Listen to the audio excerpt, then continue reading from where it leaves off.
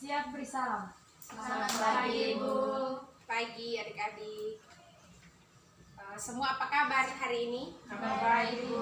Ya, puji Tuhan. Baik adik-adik, sebelum kita mulai kegiatan kita hari ini, Ibu minta salah satu pimpin kita dalam doa. Mari kita berdoa. Berdoa mulai. Berdoa selesai. Oke, terima kasih untuk adik yang sudah pimpin kita dalam doa.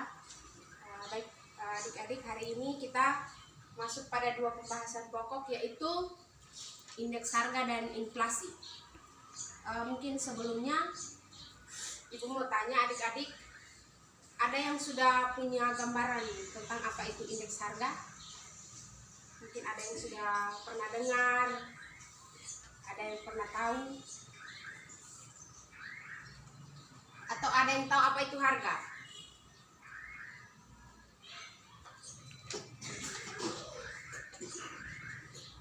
Sudah.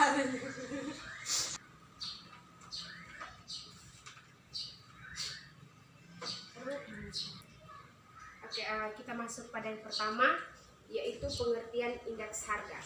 Jadi Ibu jelaskan adik-adik. Indeks adalah daftar harga sekarang dibandingkan dengan harga sebelumnya menurut persentase untuk mengetahui turun naiknya harga barang. Jadi dari pengertian tersebut kita ambil kesimpulan bahwa indeks harga mengacu pada perbandingan antara harga rata-rata pada tahun yang dihitung dengan harga rata-rata pada tahun sebelumnya. Jadi indeks harga ini merupakan perbandingan rata-rata antara dihitung pada tahun sekarang dengan tahun yang sebelumnya. Mungkin bisa mengerti? Bisa Ibu. Anak yang pintar. Yang berikut kita lihat tujuan perhitungan indeks harga. Jadi indeks harga itu merupakan satu hal penting dalam kegiatan ekonomi nasional. Indeks harga ini bisa digunakan untuk beberapa hal, misalnya sebagai untuk alat indikator pengukuran kegiatan perekonomian secara general, sebagai gambaran tentang tren dalam perdagangan, juga sebagai rujukan bagi pedagang untuk menentukan harga barang dagangnya sekaligus penentuan jumlah barang. Sampai sini adik-adik mengerti? Mengerti. Yang berikut, perhitungan indeks harga mengandung beragam tujuan yang bervariasi. Ini tujuan-tujuan dari indeks harga tersebut. Yang pertama, indeks harga produsen dapat digunakan untuk menggambarkan kesejahteraan petani. Yang kedua, indeks bahan pokok dan indeks harga konsumen. Ini dapat digunakan menjadi dasar perhitungan perusahaan dalam menaikkan gaji pegawai. Yang berikut, indeks harga dapat menjadi pedoman pertimbangan bagi perusahaan dalam membeli dan menyetok beraneka barang. Yang berikut, indeks harga dapat menjadi pertimbangan bagi konsumen dalam mengatur pembelanjaan dan pengeluarannya. Dan yang berikut, indeks harga bisa menjadi indikator yang menggambarkan perekonomian secara umum.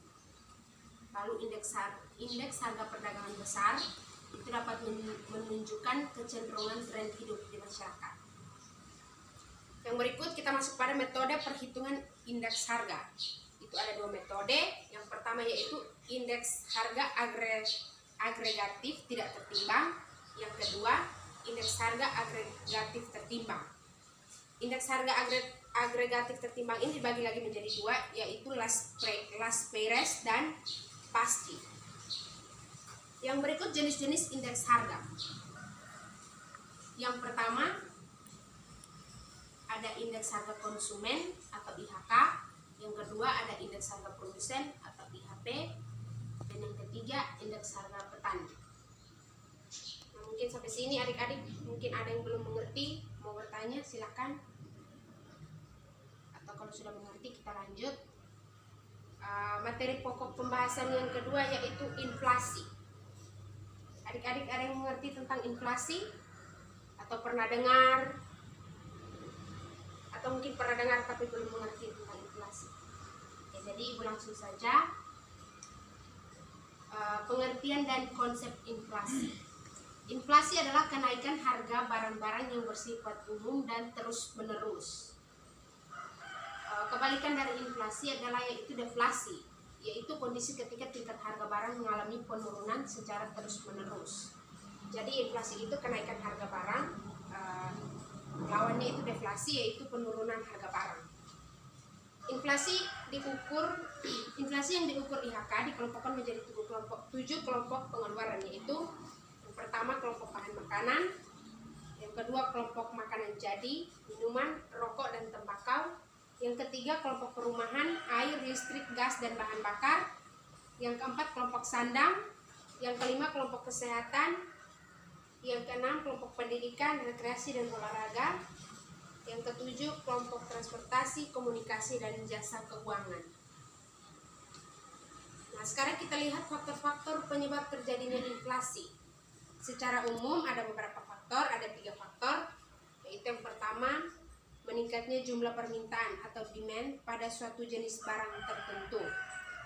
Nah, jadi inflasi ini bisa dipengaruhi karena jumlah permintaan terhadap suatu barang itu meningkat. Di situ penjual atau pedagang akan menetapkan harga yang semakin tinggi karena barang tersebut banyak diminati oleh para konsumen. Yang kedua, biaya produksi sebuah barang atau jasa mengalami kenaikan. Nah, misalnya biaya untuk memproduksi sebuah barang atau menghasilkan sebuah barang di mana biayanya semakin meningkat, sehingga produsen menetapkan harga yang tinggi pula, sehingga boleh mendapatkan keuntungan yang maksimal. Yang ketiga, saat jumlah uang beredar di masyarakat cukup tinggi. Nah, ketika peredaran uang di masyarakat cukup tinggi, ini juga akan sangat berpengaruh terhadap inflasi. Ya, yang berikut kita lihat jenis-jenis inflasi. Ini jenis-jenis inflasi dilihat berdasarkan ada 2 jenis lagi. Yang pertama, inflasi dilihat dari tingkat keparahan. Itu ada inflasi ringan, inflasi sedang, inflasi tinggi, dan hiperinflasi. Kemudian inflasi dilihat berdasarkan asalnya, dapat digolongkan menjadi 2, yaitu inflasi yang berasal dari domestik atau domestic inflation, dan inflasi yang berasal dari luar negeri atau imported inflation. Kemudian cara untuk menghitung tingkat inflasi, rumusnya IHK periode 1 dikurang dengan IHK periode 2 bagi dengan IHK periode kedua dikali dengan 100. Lalu yang berikut kita lihat dampak inflasi terhadap perekonomian. Jadi dampak inflasi terhadap perekonomian itu, yang pertama, inflasi dapat menggerus daya beli masyarakat. Yang kedua, inflasi tentu saja merugikan konsumen karena inflasi merupakan kenaikan harga, jadi hal ini akan menyebabkan kerugian pada konsumen. Inflasi juga mempengaruhi kemampuan ekspor sebuah negara. Inflasi akan mengurangi minat orang menabung di bank. Inflasi dapat mempengaruhi kestabilan mata uang rupiah. Kemudian yang berikut, peran pemerintah, Bank Indonesia dan masyarakat dalam mengatasi inflasi. Dalam mengatasi laju inflasi, biasanya pemerintah dan Bank Indonesia memiliki target tahunan. Itu adalah peran dari pemerintah dan Bank Indonesia, itu adalah menetapkan target setiap tahun. Kalau dari masyarakat juga berperan dalam menjaga inflasi. Salah satunya tidak berlebihan atau memborong sembako, artinya mengurangi pemakaian, mengurangi mengonsumsi barang-barang. Yang berikut, cegah inflasi dengan kontrol keuangan yang baik. Masalah inflasi bisa datang kapan saja, namun jika pengelolaan keuangan berdasarkan ilmu akuntansi dilakukan dengan baik, inflasi akan teratasi lebih cepat dan tepat. Untuk itu, pemahaman tentang ilmu ekonomi harus dimiliki guna mengatasi masalah keuangan dengan lebih akurat. Baik adik-adik, mungkin dari penjelasan ibu tadi ada yang masih belum mengerti atau ada yang mau bertanya?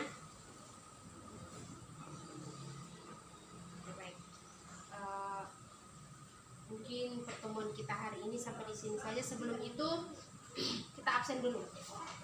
Ini ada nomor absen. Silakan di sini.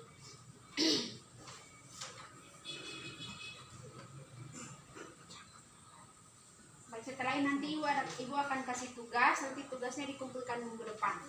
Yang tidak kumpul tugas nanti tidak bisa ikut pelajaran. Nanti adik-adik tolong mempersiapkan diri.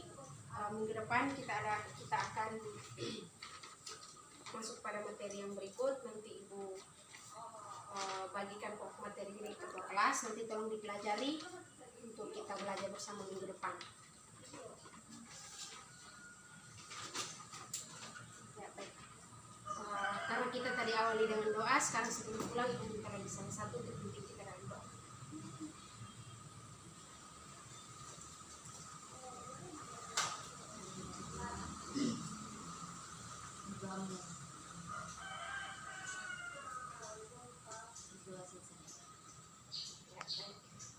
Kita sampai di sini saja. Selamat pagi semua. Selamat pagi Ibu. Terima kasih. Terima kasih Ibu. Biasa?